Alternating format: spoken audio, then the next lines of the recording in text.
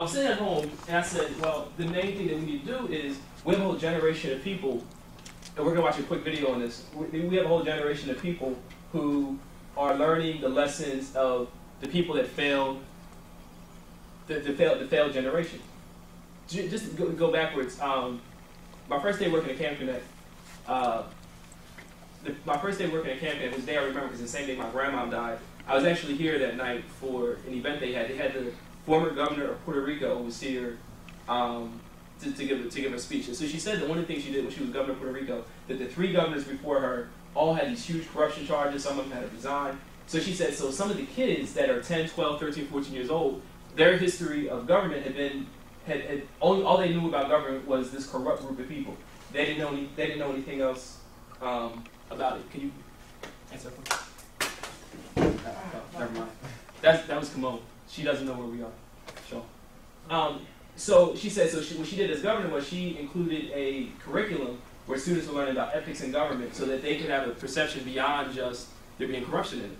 So I was sitting there thinking about what she said too, and I said, you know, it would be amazing if we could take young people that haven't been corrupted by the system yet, and give them some training and help them work on some projects or things that they're interested in so that they can be successful. I talk to young people, when I'm talking about young people, right now I'm specifically talking about teenagers, but this goes beyond teenagers, who always have these great ideas that are fairly cheap, that are doable, but they don't know who to go to. They don't know who to talk to. They don't know who can help them get these things done. If you take 10 good ideas that we have right here in this room right now, and I was able to give you and I said, would $1,000 be good for one of the ideas that you had? I'm sure some of you would say yes. And I said, if you had some volunteers, you had some people to help you out with that idea, would it be doable? And your answer would be yes. And what would the impact of that be? Well, maybe we'd have some graffiti off the walls.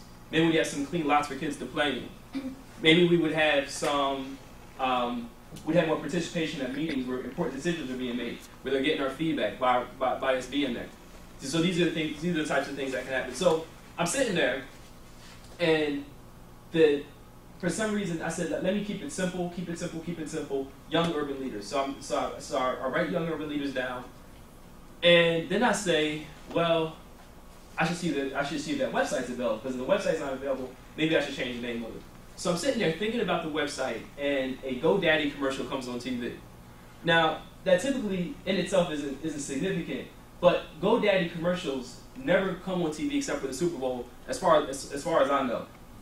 Before that moment, I don't remember a GoDaddy commercial being on TV, and after that moment, since then, I have not noticed a GoDaddy commercial.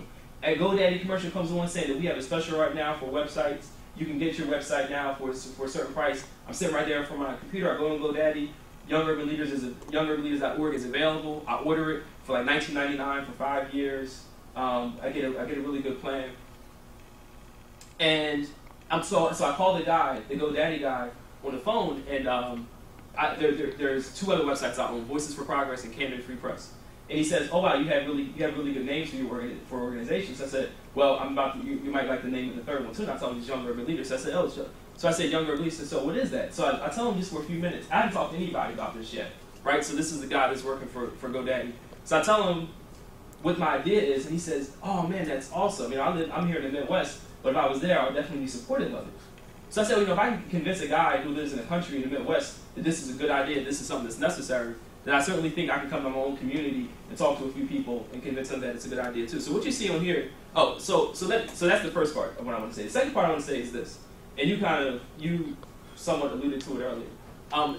Everybody, I'm looking around here, everybody in this room knows me pretty well. Sheena, you probably know me spent the least amount of time with me. But everybody in this room I know pretty well. I've been to most of your homes or whatever. And one thing I recognize is that it will be a mistake for me or anybody, this goes into being selfless, to ever A, get the forefront of something and lead people into a pit, and B, to get caught up in it being about me, right? So this isn't about me. But it's very easy, as you know, it's very easy to become arrogant, especially when you get successful, when people know who you are. It's very easy to get caught up in the idea that, well, it might not all be about me, but a little bit is about me. It's very easy to get that way. But if we have a network of people, I know all of you well enough to know that you're all smart people. You all have really good ideas in your head. You're all successful. You wouldn't have been invited if you didn't fit that description. I wouldn't have you in here right now for the next activity we're about to do. So this has to be about all of us. So what I have here is a draft of everything that I think about what young urban leaders should be right now. Here you go, come on. Oh, you did? Okay. Okay. Everything that I can think of, I try to put down on a piece of paper in a small way. So you see that the mission to prepare young urban leaders to address the issues facing their communities, to training and a support network. I went to a training a couple years ago, a youth leadership training. The guy said that if you live and work in an urban environment and you're getting youth to do a volunteer project, he says, I don't want them to do, he says, don't spend, if you have limited resources, don't have some kids put a mural up on a wall. It's easy to organize. You get the tiles, you get the cement, you get them there, you get them all there, and are able to do it. I did not know we were running something. It's okay. I apologize. It's all right, Madam Secretary. Okay. Sorry. It's all right. If that's not the most important issue, if your most important issue, if one of your important issues isn't a lack of murals or lack of mosaics, then don't work on that.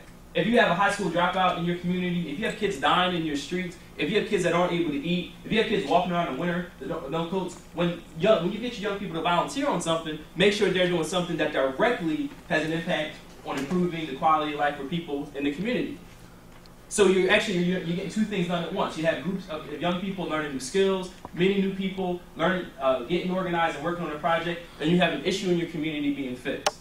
So what we have here is if I could get a whole bunch of people that can work as a team to work on a project that they care about that's important in their own community, then we can get some magical things done. Now I used to get caught up on the importance of talking to politicians. Oh, we need to get a whole bunch of people in the city council and tell them what we think and tell them what we want. But really, the honesty is, how far does that get us? Where does that really get us? Some of us have been in city council meetings. Somebody in this room just wrote about it on his or her Facebook status the other day, at a city council meeting. That's not, if change is going to happen in this city, and really, frankly, in the other urban city, it's not going to happen from the people in government. It's not going to happen there. It doesn't start there, and it doesn't end there. They may be somewhere in the middle. You might need them at some point, but that's certainly not where it starts or where it begins. It starts and it ends with us. First, with us having a clear vision, of us knowing what the actual issues are, and being really well organized and having true and good values to be able to get the project done. So there's a vision, which you can see there, the programs, which you can see there, social networks in the process. This is what I would like for you to do. I'm going to talk just about one of these programs real quick, and then we're going to have a little activity. Young urban leaders, entrepreneurs. So I know a lot of young people who are really, really focused on community effort. I know also a lot of young people, and when I say young people, I mean including our age, they're about to die. They want to make some money. There are plenty of opportunities in the city right now to make some money. So young urban leaders, entrepreneurs works like this. If you look at the bottom, first you apply to become a member of Young Urban Leaders. There's an interview process, there's orientation that all members have to go through. Second, you go through the Institute. Based on where you rank on, most of us know Maslow's hierarchy of needs, right? Most of us in this room know Maslow's hierarchy of needs. The way I see it, if you don't have food and shelter, I really don't need to register you to vote yet. That's not your main focus. So we need to see where people are and see what we can do to hook them up. Maybe we can't do it ourselves, but we can introduce them to somebody, an organization that already exists that can. Just by saying, you have this problem, they can help you go there, and then come on back and we'll help you get to the next step. So anyway, so you go through the Institute, you take whatever classes it is that you're going to take. Somebody like Roger's an electrician. Only thing I know about electricity is, don't plug stuff up with wet hands, right? I don't know that. But if I ever hire an electrician and he tells me that's going to cost me $500 to add a new outlet to my room, then if I don't know anything, I might do that. I know my mom's got plenty of time, but plumbers and other people paying them way too much to get work done. So what I can learn from Roger is I can learn at least some basics about electricity. I didn't grow up with any men in my house, so some of those things that you normally would learn. Anytime my mom had a problem, she was calling whoever it was to fix it, paying them a lot of money for it. Thankfully, she had the money to do so. With the chipmunks in my backyard, right, Kenise? She makes fun of my Pennsauken history. But Roger has some skills in electricity. But Roger may not know anything about, not that you don't, Roger may not know anything about financial literacy or a mortgage. Well, that's Kenise's expertise. That's what she does. That's where she helps people out. Donovan is an expert on getting people into school. He works at Rowan University. He knows a lot about that topic. If I ever get hooked on heroin, hey, I got Elton right here at the meth clinic. He can hook me up. Hopefully that won't happen.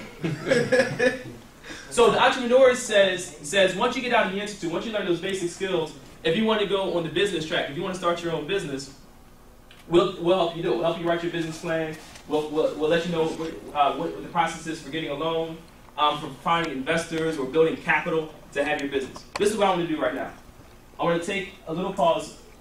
Are there 3 of these hanging up on pillars? So there's one right here, one right there, and one right there. I'm going to count you off into 3s, and then I want you to get together with your group.